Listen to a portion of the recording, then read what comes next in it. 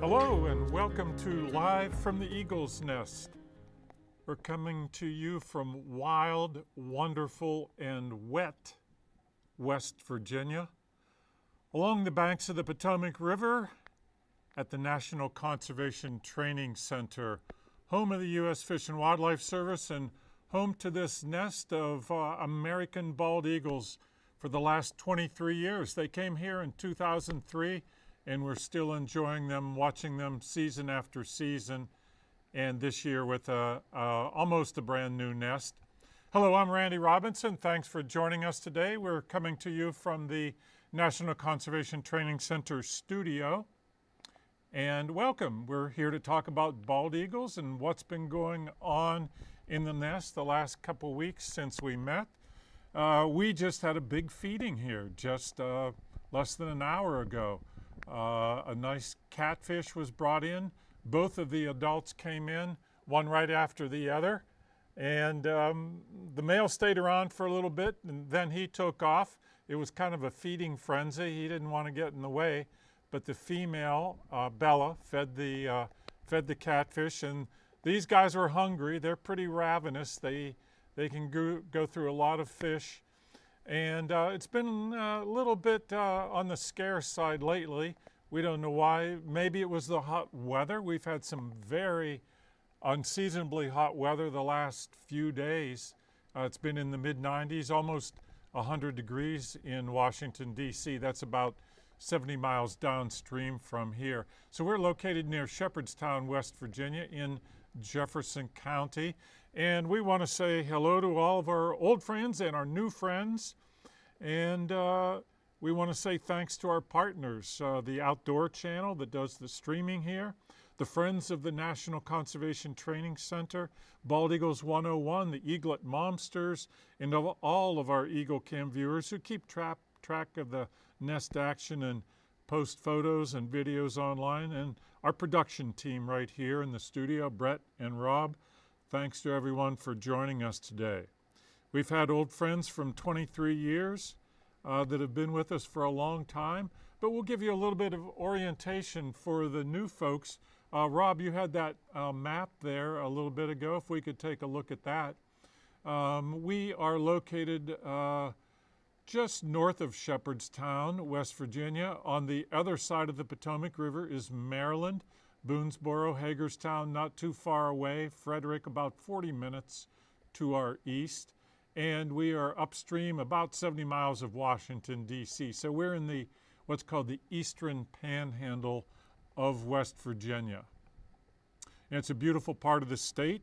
And the Potomac River is really the reason this bald eagle nest has been here since 1973. Now, we didn't bribe them or bait them. They just happened to come here and make this campus their home. We have folks from all around the country come to visit NCTC. In fact, this week, we have our migratory birds division folks here for a meeting, and they're from around the country. Each section of the country has their own migratory birds folks here, but they work with all kinds of different birds, not just bald eagles, but the spectrum, shorebirds, songbirds, neotropical migrants, you name it, they work with, and of course, waterfowl, I can't forget ducks and geese. So all over the country, and they work with our neighbors in Canada and Mexico. They do a lot of biological surveys. They do tracking of migratory birds coming down from Alaska in through Canada and down into the tropics. So, and this has been going on for many, many years. So we're glad to have our Mig Bird folks here this week. And they even did a little window work for us. Our last program, we talked a little bit about how we can make our home windows or business or office windows more bird-friendly by applying the feather-friendly product, those dots that are 2 inches apart, or something like a Zen curtain, a wind curtain. At any rate, they were doing some of that yesterday, and I looked, and this morning on my way to lunch, I saw a new window on one of our instructional buildings that they had just finished. So great to have them with us this week. So go ahead and send your questions in anytime on the YouTube chat room. If you want to try that out, you can send a note in and say hello and where you're viewing from. And we'll say hello to Audrey. She said she's been watching the young ones get to eat here. They did have a nice catfish there. We were all glad to see the food come in.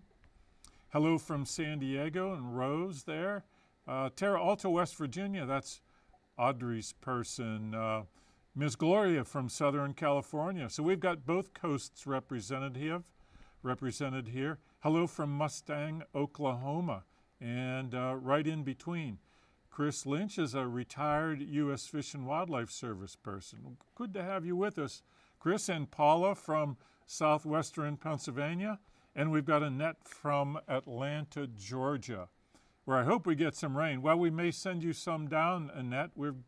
We needed it here as well. We've been very dry, and I think we've gotten around an inch of rain so far this morning, maybe more coming on the way, and we do need it.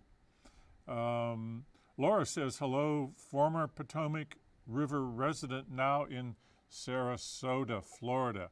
Welcome, everybody. Good to have you all with us. And like I said, go ahead and send your questions in at any time, and we'll answer them as best we can. We want to do a little orientation for you on the cameras here. We've got 3 different cameras on this big old sycamore tree. It's about 100 feet tall, well over 100 years old. Rob, if you go up to camera 1, it's at the very top of the tree. We've got a little issue here now, I just discovered this morning. We've got a limb right in front of the camera lens. It's a small limb. I think it's a dead limb because it obviously doesn't have any leaves on it. So maybe it'll break away. Maybe it just kind of drooped down from the wet weather. We just sort of discovered it. It's not very big, but not much we can do about it at this point. But the only thing we can do is point the camera down. But we kind of wanted to look out at the field there and give you an idea. Now you can't see the river, but it's in the background. The valley behind the tree line that you see is the Potomac River Valley. Maryland is on the other side of the river. But that's where the eagles go to do their fishing. And if they can't find fish, if the river's too high or too muddy or frozen, they're happy to get whatever they can find in the field. That might be squirrels. We've seen a lot of squirrels brought in as prey this spring. A rabbit, groundhog, snake. They're not picky eaters, but when they're feeding young like they are right now, this time of the year, fish is definitely their favorite food. It's high in protein and high in moisture. So this is the camera that we might see the eagles travel back and forth from on the river. And then if you go to camera 2, Rob, that was the one that we've kind of got a lateral view on camera 2. Now that's looking towards the northwest, sort of towards the river valley. Again, you can't see the river from here, but up in the top of the tree when the eagles take off and fly, they can see the river. It's just a very short flight for them. And these young ones are today 55 and 52 days old. So the oldest one tomorrow will be 8 weeks old. Now, Susie, E13, that's the 13th eaglet hatched from this particular pair, or this female, I should say. She's a little bit bigger. She's 3 days older. Getting harder and harder to tell them apart, but I think that might be her. The lower one could be Susie. She's bigger at any rate. And she's more aggressive. If you watched about an hour ago, and by the way, you can rewind after our program's over. You can go back and rewind to 1 o'clock. It's easier to do on a computer, a little harder to do on your phone or a tablet. But if you go to the bottom of the page, take your mouse, go back to 1 o'clock, and then you can see that fish being brought in. So you can rewind a total of 12 hours on these cameras. And you could go back into the nighttime, by the way. We've got infrared light on. Early today, it was so gloomy that this camera didn't, now at night, with the infrared light, the camera goes to black and white. And it didn't change over to our color view here until about noon today. That's how gloomy it was out there. So Susie is the older bird. She's 55 days old today. And Raleigh, or RJ for short, is the younger bird. He's about 52 days old. So they're 7 weeks and, like I said, 8 weeks tomorrow. But Raleigh and Susie, named after our friends online who have been big supporters of the nest. And they are up in Mexico, Maine. Hope they're doing well up there. The first hatched was hatched on Raleigh's birthday, his 80th birthday this year. So we can say that bald eagles are really a true conservation success story. Populations are coming up all around the country, and a lot of that is due to state, federal regulations that protected these birds. Clean water, cleaning up our rivers and lakes are vital to their habitat. So it's great to have our national symbol and our national bird back and doing so well. And by the way, we've got some new postal stamps out here that we wanted to give you a little bit of a look at. And these came out, I believe, May 14th. And a well-known artist, Sibley is his name, I believe is the artist here. But what's nice is that these stamps show the progression of bald eagles from hatchling to adult. Now the first 2 rows, we've seen that so far, and we're kind of in the middle row right now. This is sort of getting towards the juvenile phase. So it takes a total of about 12 weeks for the eagles to fledge or leave their nest for the first time. And right now the young eagles that we're looking at are 8 weeks. So they're about 2/3 of the way there. They've got another 4 weeks to go, 3 at least, at the very least. Usually it takes about 12 for them to take off and fly on their own. So they look like the middle row of the birds, dark feathers. But over time, over the next 5 years, they get more white in their head and more white in their tail. Their beaks also change from dark color, almost black, to that beautiful gold color. And their eyes do as well. So by the time they're 5 years of age, they have what we call definitive plumage. They've got the yellow beak, those fierce-looking yellow eyes, and they are ready to find a mate at about 5 years of age.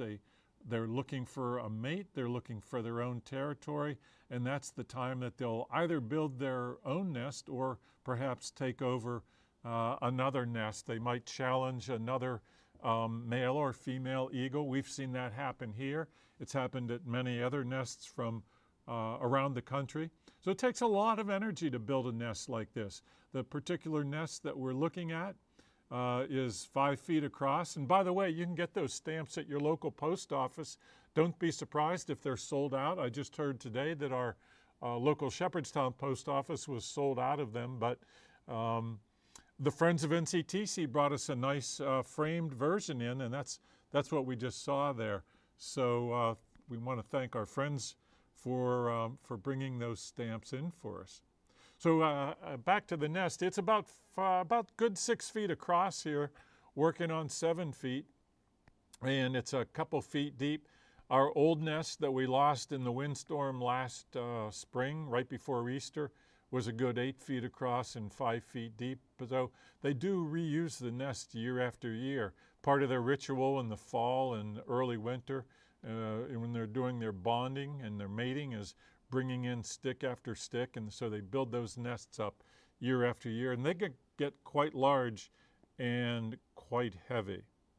One other item before we go to our video highlights I wanted to mention, if you're in the Shepherdstown area, tonight we have the International Fly Fishing Film Festival featured here at NCTC. That's this evening, May 21st from 7 to 9 p.m. It's in our Bird Auditorium on our campus. So if you're within the driving distance of Shepherdstown area, come on out. It's free and open to the public. And all we ask that you do is send an email to NCTC Lecture Series and put a hyphen in front of and behind lecture. So it's NCTC, the email address is NCTC Lecture Series, hyphen in front of and behind lecture, at FWS, like Fish Wildlife Service.gov. So just shoot us an email. Let us know how many adults are coming. We just need your names for security to get in, and we don't need the names of any children, adults only. And you'll need a photo ID, a real ID, to get in as well. But again, you're welcome to come join us. You don't have to be a fisherman per se or fisherwoman. These films are from all around the world. They feature some beautiful locales, so it's kind of a travelogue, and they just happen to be fishing in all these beautiful places. So we do that once each year, and that's tonight at NCTC. So Rob's we've got the camera 3, or I'm sorry, it's camera 3 looking down onto the nest. And a little hard to tell which one's which. Here it's at this view, but the one is 3 days older, and we think she could be female. And she's a little bit bigger than the male. And females, by the way, when they're adult and fully grown, the female is the bigger of the two birds. Generally speaking, they may be a couple pounds heavier, maybe another 6 inches on the wingspan. Being a bigger bird, they have more body heat. That helps them keep the eggs warm at night. But both male and female do take turns when they're brooding or incubating the eggs. They also take turns hunting and fishing, but when the young are being raised, it's usually the male that's bringing in the fish. He's a little smaller, so he's a bit more agile at catching fish. That said, both of them are quite capable of catching and holding on to fish with those massive talons that they have. But they're smart birds as well, and they know that osprey. Now, we've got some osprey out on the Potomac River. The bald eagles know the osprey is even better at catching fish. And every now and then, a bald eagle might see an osprey with a fish and try to get it off the osprey. I saw that myself a few years ago out on the river. The two birds fought for a little bit, and the fish dropped from the osprey's grasp. So the fish dropped back into the river, and neither one of those birds got that fish. He went on to swim another day. So fish are their favorite food. Now we got some video highlights coming up for us here, and we want to thank Deb Stecyk for posting these to YouTube. And if you missed any of them, you can go to Deb's YouTube page or Bald Eagles 101, Deb's Facebook page, and you can see them there as well. But our first one here is an interesting one. This is from May 9th. We'll show you a couple of different versions of this, but you can see the female. She's looking at something out there in the night. It's about 9:40 at night, and there happens to be an owl on the prowl. And there it goes. You just caught a glimpse of it. She didn't like that. She doesn't like any other birds being close to her young ones. Now that particular owl was maybe just curious, but great horn. Now that was possibly a barred owl, maybe a screech owl, but size-wise, a little better chance it was a barred owl, B-A-R-R-E-D. We've got quite a number of them around here. And we did hear it hoot, so that's how we kind of identified it. Now here's another view of it with the other camera. There you saw it fly off there. And Bella, that's the female, flapping her wings, and she's clucking. She's also, she also called in her mate, Scout. He's the male. And a little bit later on in the video, we did hear him fly into the upper tree. So she protected the young ones from that owl, and then she called in reinforcements to make sure that, you know, that owl did keep its good distance. Now we do have some screech owls around here. A couple years ago, we saw a little screech owl. They have little tufts on their head, kind of look like ears, but they're not ears. Tufts, they look like sort of a miniature great horned owl. Great horned owl is much bigger, and great horned owls have been known to come down and knock a bald eagle off of a nest and try to go after young ones or eggs. It has not happened here, but we've known that to happen at other nests. So bald eagles are very protective of their young. And these guys are getting bigger now, so, you know, we don't see the adults on the nest all the time because it's getting a little crowded. You can see as they get bigger and bigger. 2 adults and 2 young ones in that nest makes it a little bit crowded. So oftentimes the adults will be perched in another nearby tree where we don't see them there off camera.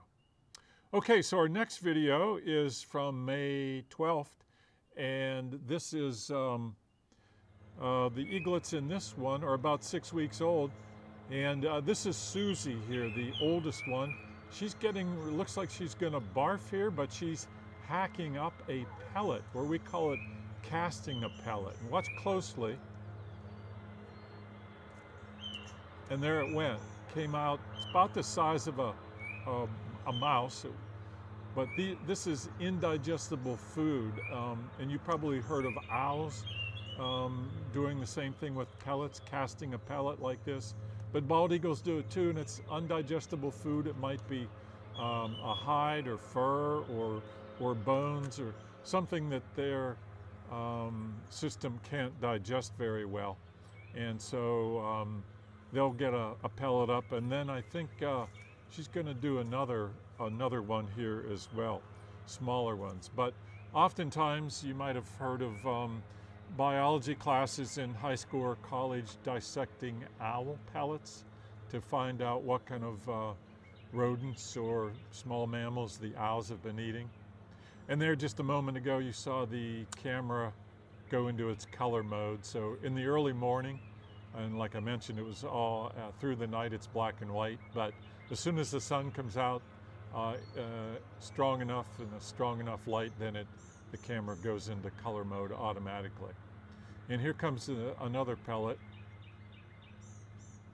And this is totally normal for them. You don't see it very often, but every now and then we do. So if you see that happening, that's what it is. They are casting a pellet, and that one was a little bit smaller.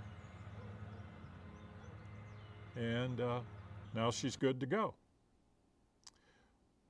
Okay, so we're going now to May 16th, and we've got a view of the field. That's what you see the bird, the adult eagle land gliding into the tree. That's the big sycamore nest tree. The nest itself is kind of hidden about 2/3 of the way up, hard to see in the leaves, but this is what it looks like up close. And you can see a catfish laying in the middle of that nest. And the young ones are about 7 weeks old here. Now they're pretty well drenched today, but when they dry off, of course, they look a lot fluffier. We can see the tongue of the female there, And like I mentioned, we had some pretty warm days up in the mid-90s, so these guys were panting. That's how bald eagles cool themselves off. They kind of pant like dogs do. Again, that's normal. You'll see the adults do it, especially after they fly in from the river. Flight takes a lot of energy, and you can see her tongue out there now. They've got a long kind of a barbed tongue that helps them pull their food in. Now, I believe this is the younger eaglet there, RJ. He's going to nibble at some food. Now, these young ones aren't just not quite old enough to feed on their own yet, but in the next week or so, we're going to start to see them do that. They're going to have two things going. They got to have enough coordination to be able to stand on the fish, and they're getting every day. Their nervous system is developing, and they're getting more and more coordinated. When they were younger, just 2 weeks ago, we saw them stumbling around. It seemed like their talons were too big for their body, but they're getting more coordinated now, and so they also have to have enough leg strength and body weight to stand on the fish in order to hold it down while they use their very sharp beaks to pull off flesh in small bites, small enough for them to eat. Now, the adults have been doing that for them for the last 7 weeks, almost 8 weeks now. But pretty soon, you will see the adults just sort of bring a fish in and drop it off, and the young ones are going to need to learn to eat on their own, and they will in the next week or two. So it's very interesting to watch their progression, and they do grow amazingly fast. You remember just a few weeks ago, these guys had gray thermal down and no feathers at all, and now look at them. They're more than 3/4 adult size, and they're covered in black feathers. Those feathers do help protect them from the wind and the rain, and so they were able to stay out in the heavy rain today. Now, it's not near as cold as it was, but still it was in the low 60s, high 50s today, so the rain is chilly, but their new growth of feathers does help protect them.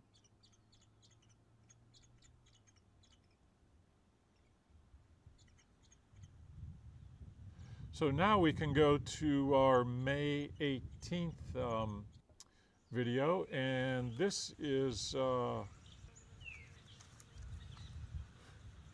the adult arriving. I guess I should say May 17th. Oh yeah, they're doing some wing exercising here, wing exercises, and we'll see them do this a lot. It's kind of fun to watch. This helps them dry their feathers off, but it also helps build up their flight muscles, and it kind of helps with their coordination too. They get the feel of the wind under their wings, especially on windy days. We'll see them do that, hopping up and down, getting stronger by the day, and getting the feel of their wind under their wings. It'll be about another 3-4 weeks at least before they are going to be brave enough to go up, and when they first leave the nest, we call it branching. They might just go up and hop on another branch nearby, but then they'll get brave enough to actually fledge, and that's leave the nest. There you can get a good look at their legs.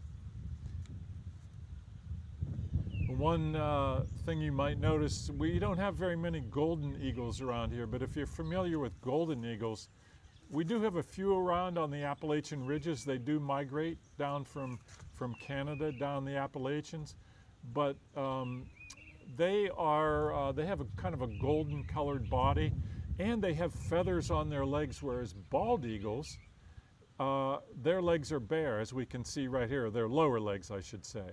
They do have fur on their upper legs, but a golden eagle would have feathers all the way down to in covering some of their talons. And mostly they are western birds. You see them out in the prairies and up in the Rocky Mountains, but we do have a few around here, but way more bald eagles in the eastern U.S., I would say, than golden eagles. The golden eagles is a little bit bigger. The adult, slightly bigger than a bald eagle, but not a whole lot. They're comparable in size. course, the biggest bird we have in North America is the California condor, also found in Arizona and Nevada.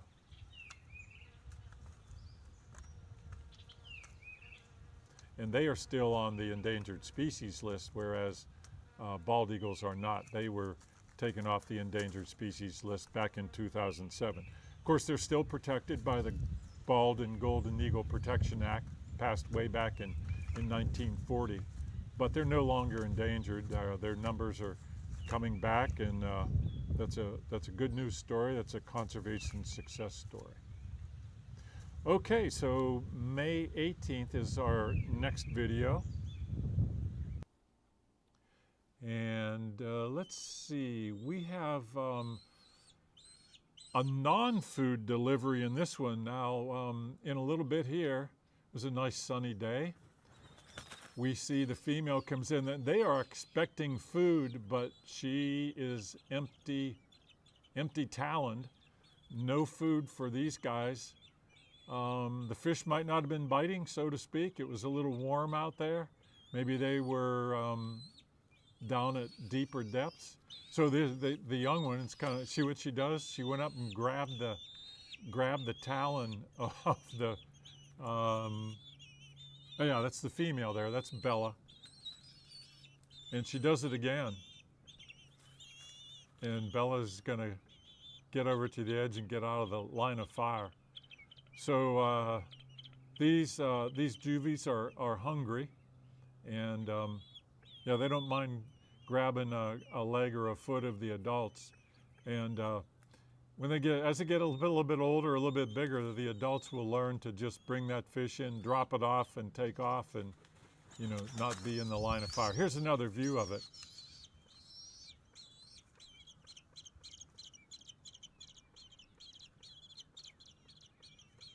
And they have to learn to be aggressive.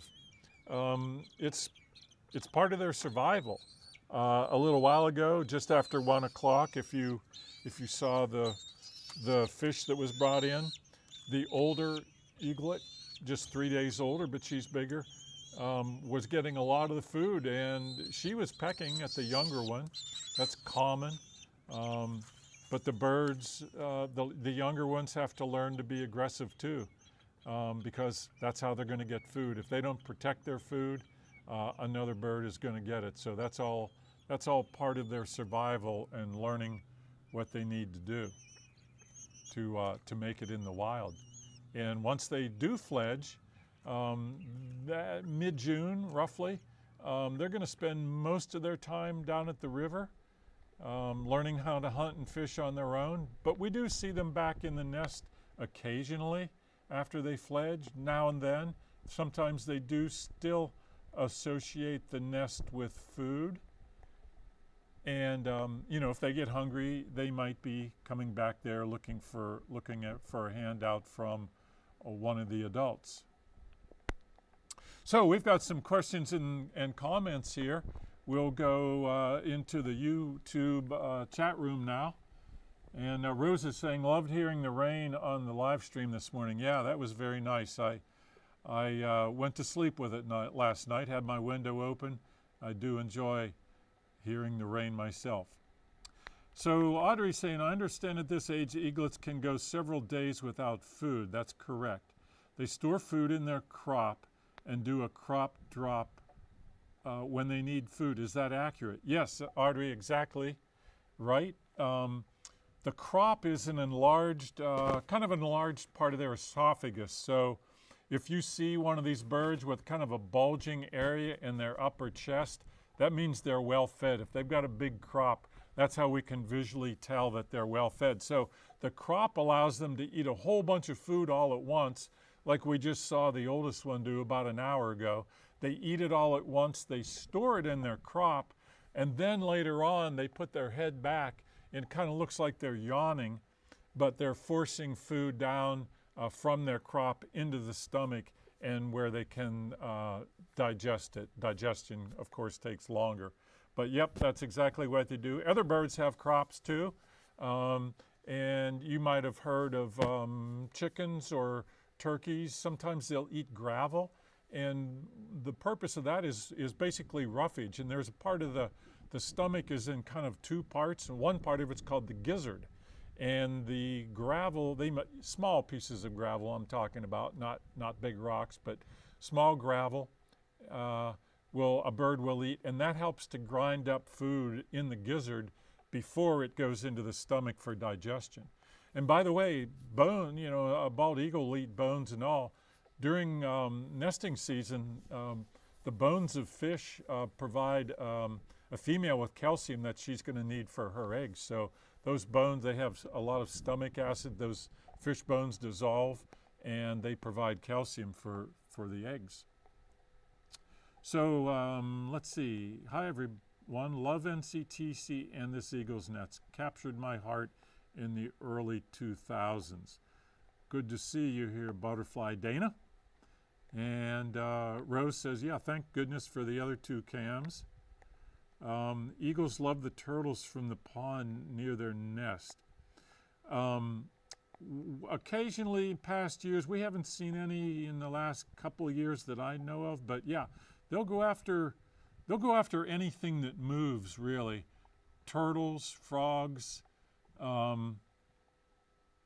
snakes, squirrels, rodents, you name it. And they're carrion eaters as well, so they'll go after roadkill. In fact, every now and then a bald eagle will get killed out on the road. Unfortunately, the oldest living eagle that's been known, Tina Morris, one of our guests here a month or so ago, told us about an eagle she had banded, and it had been killed on a highway up in New York. It was 38 years old. It had been banded as a young one that she raised up at Montezuma Refuge when she was raising young eagles there. But it lived to be 38, which is quite old for a wild bird.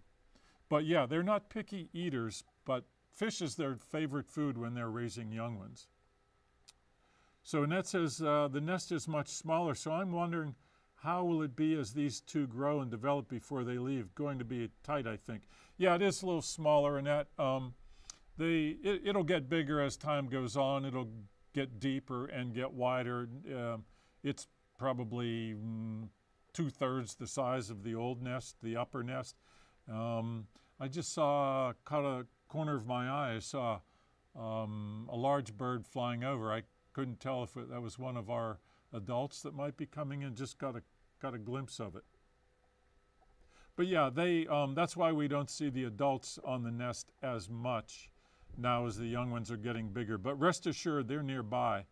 They have a couple favorite trees. One of them we call the babysitting tree, the other one the daycare tree that they like to perch in. They always keep an eye on the nest, and if they see any strange birds coming in, whether it's another bald eagle or a hawk or an owl, turkey vulture, whatever, they're going to get up and chase it away, as we saw in that first video with the owl.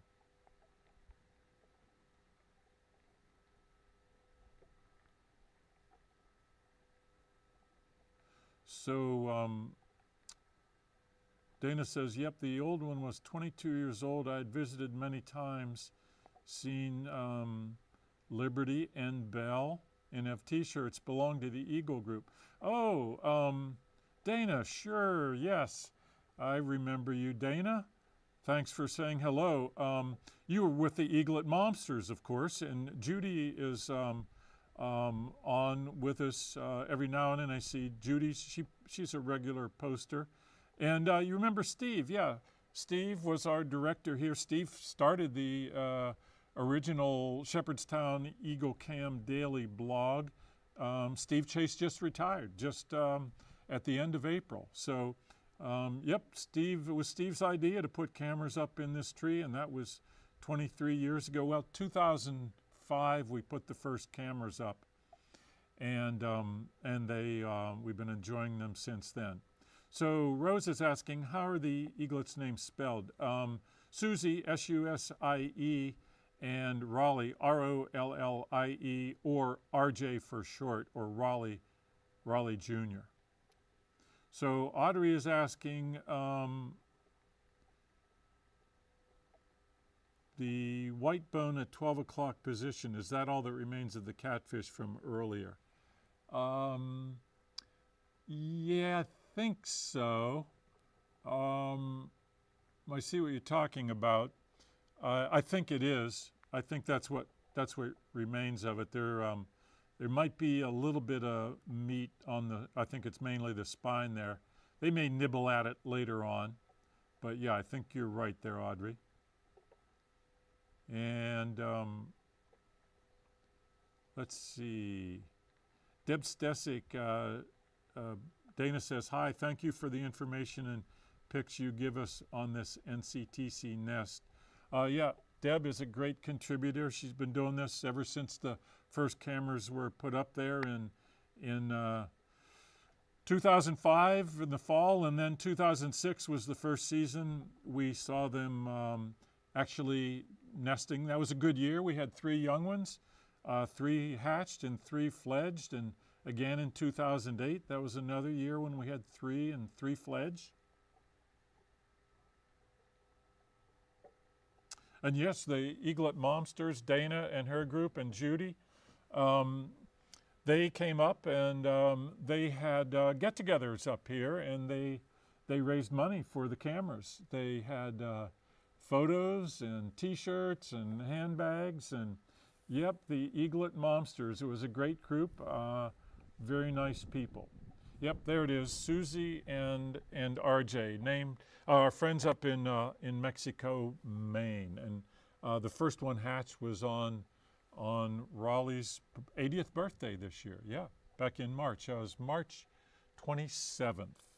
March 27th was the first egg hatched, and then 3 days later the second one, and the first one will be 8 weeks old tomorrow, so almost exactly 2 months ago. So I don't see any other questions coming in. If you have anything, go ahead and put it in there. We'll take one more look at what's coming up. And I want to invite you back for our next program. That will be June 4th. That'll be Thursday, June 4th at 2 p.m. Eastern Time. Again, if you're in the Shepherdstown area, come on out and see us this evening for the International Fly Fishing Film Festival at the auditorium. By the way, we do these monthly lecture series once a month. The next one will be June 25th, and it will be a very interesting new book. It's called The Beasts of the East, and it's all about the animals that used to live here in the East that aren't here anymore, like elk and bison or buffalo, timber wolves, and so on. The Beasts of the East is a brand new book out, and we'll have the author here. That'll be June 25th, and that'll be a Thursday evening again, free and open to the public, so all are welcome. So Dana is saying 2006 was Eaglet's big girl, Spunky, and I can't recall the third Eaglet's name. Well, you have a better memory than I do, Dana. Big girl and Spunky, yeah. So that 2006 was a very good year. 3 hatched and 3 fledged. And the cameras have dramatically improved. The technology overall has improved a lot over the years. Now we have great digital images, even in the rain. And these guys are soaked. It looks like it's going to be rainy for the next few days, but we never complain about rain. We need it, and the fish need it, and the birds, everybody needs it. So thanks for joining us today, everybody. Happy eagle watching, and we'll see you next time.